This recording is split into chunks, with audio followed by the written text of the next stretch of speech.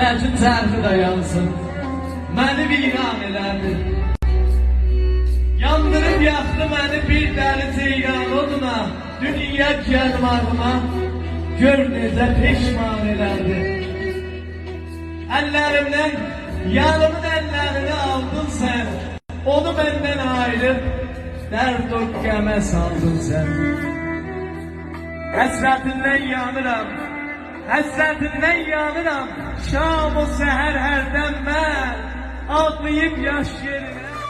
Ey həvəs eyləyirəm, bir uca səslə çığıram, səsimi quluram, bir şeirə başlayıram.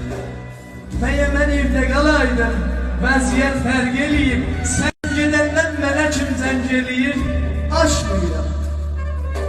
Elə bir dərdə salıbsan, elə bir dərdə salıbsan,